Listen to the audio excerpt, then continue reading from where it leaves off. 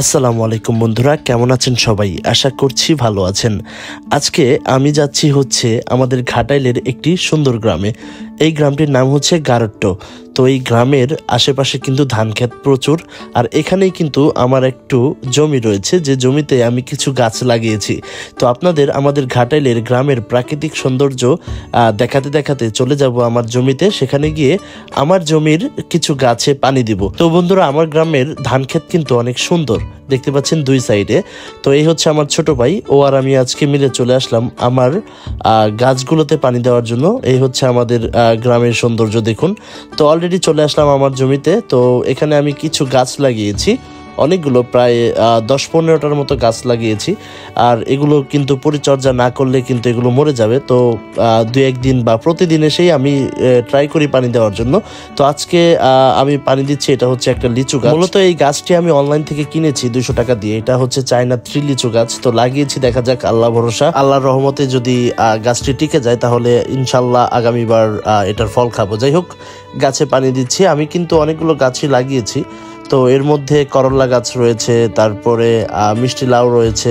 যাই হোক, এখানে আমি মূলত মিক্স একটা বাগান করতেছি, মানে সবজির পাশাপাশি এখানে আমি ফলজ গাছও কিন্তু লাগিয়েছি। তাছাড়া বেগুন গাছ রয়েছে। আর এটা হচ্ছে ভিয়েতনামি নারকেল গাছ, যেটা আমি অনলাইন থেকে কিনেছি। ম্যাক্সিমাম এখানকার গাছই হচ্ছে অনলাইন থেকে কিনা। তো এই যে দেখতে পাচ্ছেন। যাই হোক, প্রত্যেকটা গাছে কিন্তু আমি পানি দিচ্ছি। আমার কিন্তু খুবই ভালো লাগে গাছের পরিচর্যা করতে।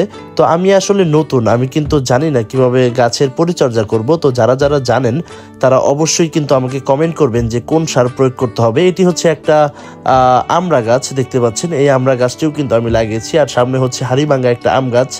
তাছাড়া আমি কিন্তু 4টা আম গাছ লাগিয়েছি, একটা হিমসাগর, একটা হাড়িভাঙ্গা, একটা আম্রপালি, সো আরেকটা হচ্ছে হাড়িভাঙ্গা, মানে 2টি হাড়িভাঙ্গা।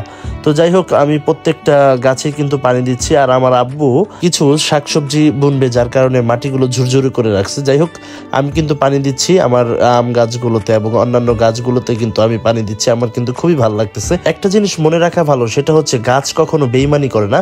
একটা বন্ধু কিন্তু বেইমানি করে, কিন্তু গাছ কখনোই বেইমানি করে না। কারণ গাছকে যদি আপনি পরিচর্যা করেন, সময় দেন, গাছ কিন্তু আপনাকে ফল দিবে। এবং এই গাছ বিক্রি করেই কিন্তু অনেকেই কোটি কোটি টাকা ইনকাম করে। যাই হোক, ওইরকম জায়গা নেই যে আমি অনেক গাছ বুনবো। যতটুকু আছে ততটুকুর মধ্যে আমি চেষ্টা করি। আর গাছ কিন্তু মানুষের পরম বন্ধু, আর গাছই আমাদের অক্সিজেন দেয়। তো আপনারা আপনাদের বাড়ির আশেপাশে বা অন্যান্য জায়গায় যদি পতিত জমি পড়ে থাকে, সেখানে কিন্তু গাছ লাগাতে পারেন। যাই হোক, আমি কিছু গাছ লাগিয়েছি এবং প্রত্যেকটা গাছে আমি পানি দেওয়ার চেষ্টা করি। আর আমার আসলে তেমন একটা ধারণা নেই কিভাবে গাছ পরিচর্যা করতে হয়, কি কি সার দিতে হয়।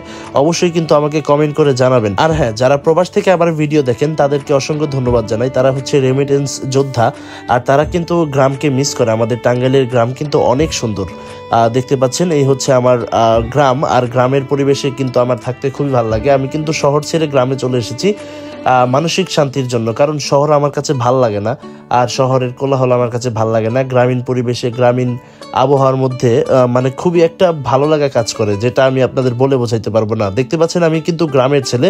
লুঙ্গি পরে আমি আমার খেতে চলে এসেছি এবং আমার গাছগুলো আমি পরিচর্যা করছি। এটা হচ্ছে একটা জলপাই গাছ।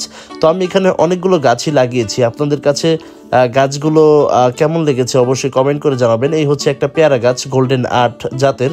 যাই হোক, আজকের ভিডিও এখানেই শেষ করতে চাচ্ছি, কারণ ভিডিওটি খুবই লং হয়ে যাচ্ছে। আপনারা হয়তো বা বিরক্ত হতে পারেন। তো ভিডিওটি কেমন লাগলো অবশ্যই কমেন্ট করে জানাবেন। ধন্যবাদ সবাইকে।